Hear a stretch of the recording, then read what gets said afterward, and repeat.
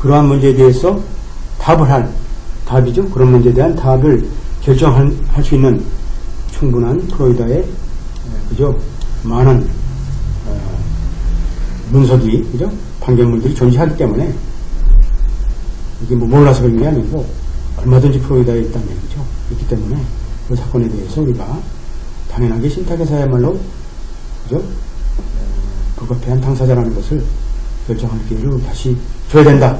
그러니까 결국은 이제 위에서 한 대로 그대로 이제 따라야 된다는 뜻이에요. 그대로 한 대로 따라야 된다. 그래서 어떻게 됐어요? 결론은 여기 나왔잖아요. 자, 결론은 자, 리버스 되고 다시 리맨드 됐죠. 리버스 되고 리맨드 된 거죠. 이런 케이스예요. 그러니까 지금 골자는 지금 실라버스에 그대로 나와 있어요. 쫙 해서 결론까지.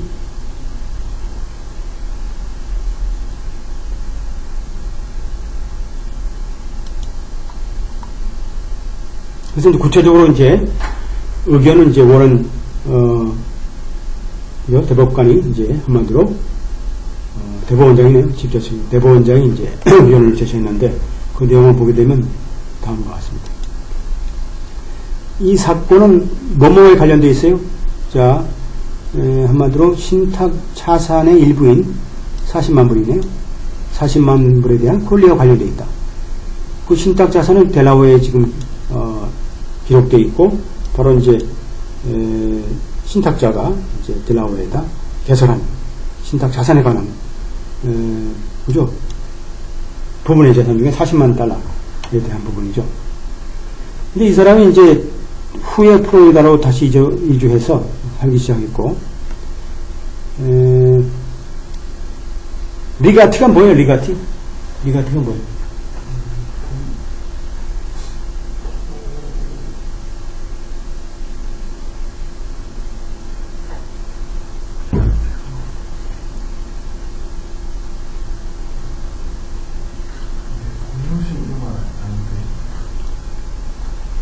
리가트는 이제 수중자라 그래요. 수중자라 그러는데 보통은 이제 돈을 이제 신탁이나 유언에 따라 돈을 받는, 특히 이제 이게 미국은 유언 신탁법이 발달돼 가지고 이게 리가티라는 말이 이제 동산에 대한 돈 같은 거, 주식 이런 거 받는 걸 리가티라고 그러는데 지금은 이제 동산과 부동산 관계없이 쓰고 있어요.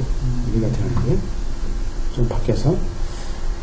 그래서 자, 이 프로퍼티는 어떻게 해야 되는지 하면, 이 재산 자체는 어떻게, 분배되어야 되냐면, 자, 뭐죠? 자, 자녀 조항이죠. 한마디로 세틀러의 유언 조항, 자녀 유언 조항에 따라, 분배되어야 된다. 그런 뜻은 뭐죠? 이게, 40만 달러가 지금, 레시드로이 클로즈로 분배돼야 된다고 주장하는 게 리가티들인데 그 이유가 뭘까요?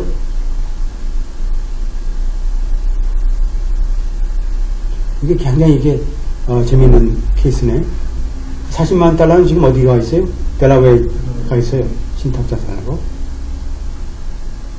그래 놓고 이제 사실상 유언자가 이제 죽기 바로 전에 40만 달러는 자기 특정 누구한테 줘라 이렇게 얘기를 했어.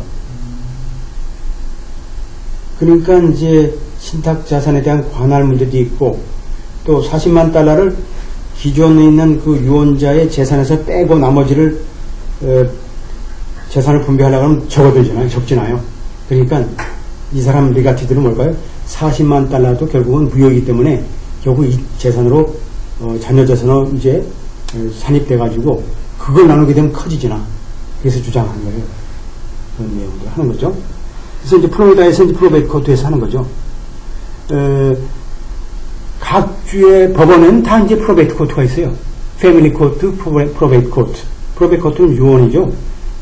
주로 유언 쪽으로 이제 하고 있고. 그래서 뭐, 전문, 재판이죠. 전문 법원들이죠. 그래서 플로리다 코트에서 이러한 입장을 견지했고, 견지했죠, 그대로.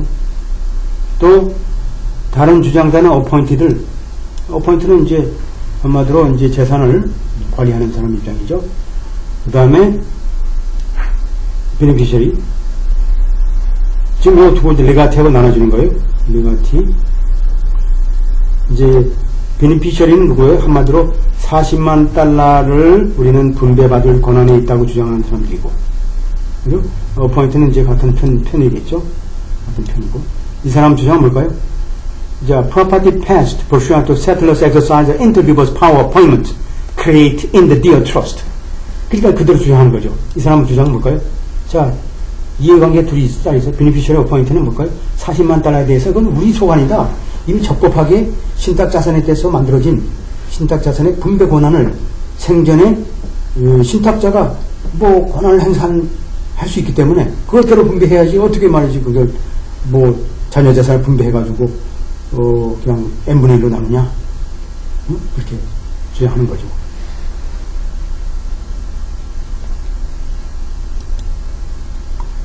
그래서 어떻게 됐어요? Delaware Court adopt this position. Delaware Court는 왜 이 입장을 고수했죠? 이 입장이 왜 그럴까요? 한마디로 신탁재산이 한마디로 어디 있어요? 델라워에 있으니까 델라워 신탁재산은 당연하게 그 신탁재산을 델라워 관할에 맡겨서 해야 되는 게 아니냐. 따라서 뭘까요?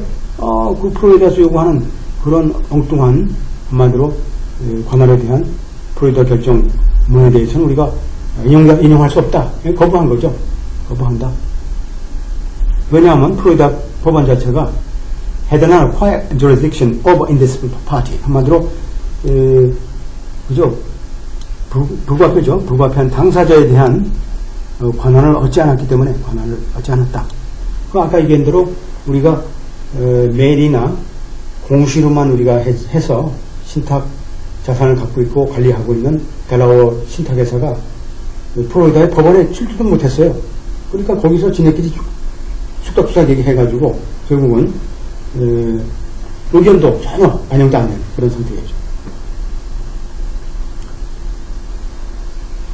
그래서 어떻게 돼요? 플로리다 어필에 대한 문제, 이 관할에 대한 문제를 우리가 잠시 멈추고 포스트 보니까 연기하면서 자 그러면 플로리다 그 권한을 인정하지 않고 그대로 놔두세요. 스테이 시키죠. 그래놓고 뭐예요? 델라워 스프링 코트에 대한 서트를 그대로 받아주는 거죠. 받아주고 이제 연방 대법원에서 판결 날 때까지 그대로 갖고 있는 거예요. 이따가 그 내용대로 처리하는 거죠.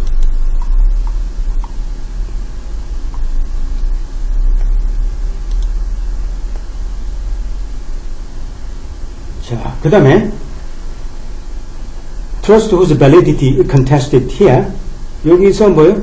그 법적인 유효성, 적법성에 대한 다툼, 그죠? 다툼 뭐예요? 신탁에 대한 거죠. 다툼이 이거 1935년도에 이제 만들어졌네요. 그죠? 도라 브라우닝이라는 도너, 이 사람이 domiciliary 펜실베니아. 처음에 이제 펜스테이트 살았네. 펜실베니아에 있는 쪽에 이제 살았고, 이 사람이 이제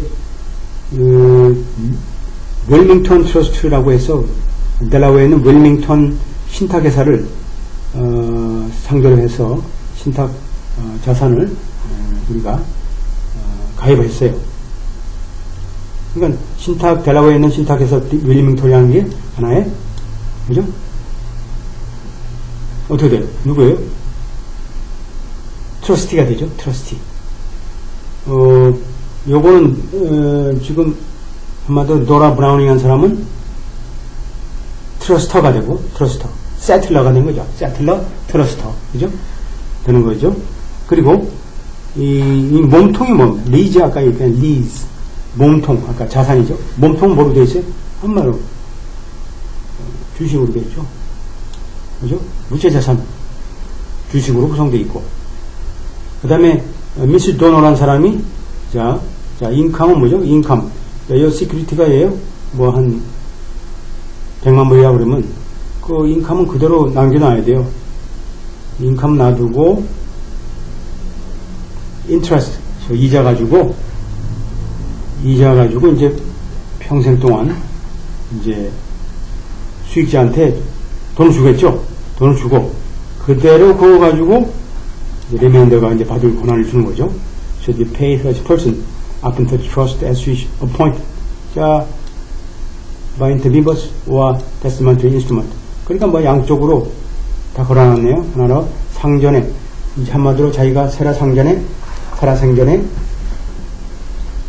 자기가 지시한 대로 하든지, 또 혹시 내가 죽게 되면 유언으로 하든지, 하여튼 그 신탁 자산에 대해서 기본적으로 재산을 보존하면서 평생 수익자한테 돈을 주고 나머지는 리메인더들한테 분배하라. 주로 이제 income for life는 에스테이트니까, 라이프 에스테이트니까 누구한테 가죠? 주로 이제 밑에 아들, 딸들한테 가죠. 근데 리메인더들은 주로 이제 손자, 증손자한테 가는 거죠. 리메인더들은. 그죠? 맞아요? 맞죠?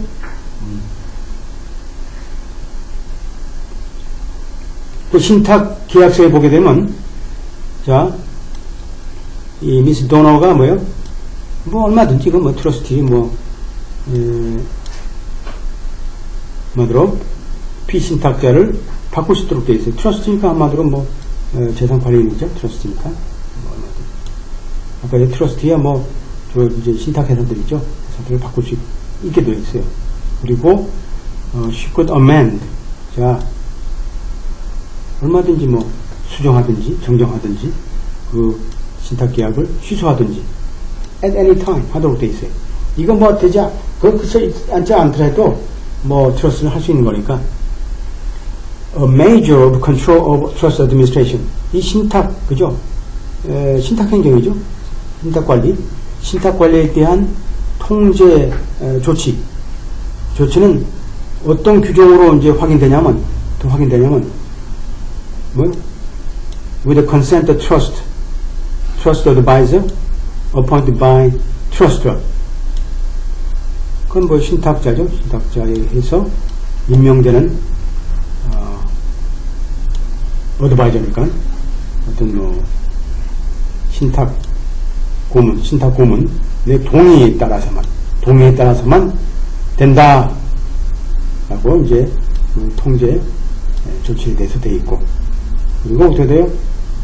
여기가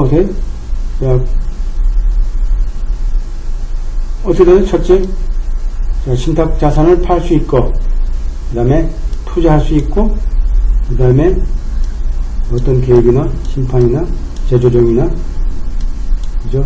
통합 이런 쪽에 참여할 수 있고, 이건 일반적인 신탁 자산에 대한 운영 방안에 대해서 이렇게 나와 있어요. 기본적으로 보통 신탁 자산을 우리가 운영하는 사람을 뭐라 그러죠? 어떤 주의 의무가 있어야 돼요? 트러스트를 안 해야지.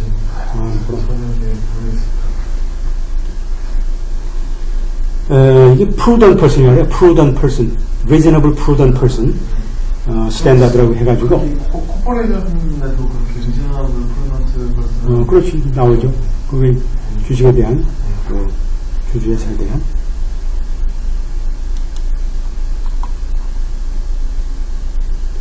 그래서 이제 신탁과 관련된 자산에 대해서, 그죠?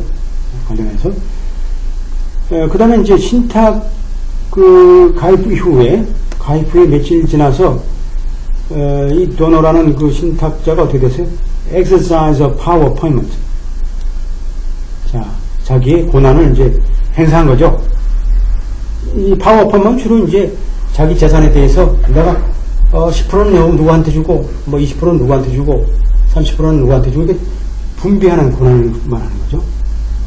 이러한 그 권한 자체가 어떻게 했어요? 뭐로 대체됐냐면, 다른 사람으로, 1939년도에 다른 사람으로 대체했어요. 주로 이런 경우는 주로 이제, 가족 중에 좀 믿을 만한 사람한테 해야지. 자기를 잘 신뢰하고, 믿을 만한 사람은 해야지. 그렇지 않으면 엉뚱하게, 이분에 대한 자식 중에, 그죠? 특정에 대해서 내가 반감이 있다 그러면 얘한테 적게주거든. 그런 것은 이제 위원회 감지하기 위해서 충분하게 이제 신뢰 있는. 그러고 나서 펜실베니아를 떠나서 1944년도에 플로리다를 이제 간 거죠. 그래서 이제 거기서 이제 살기 시작했고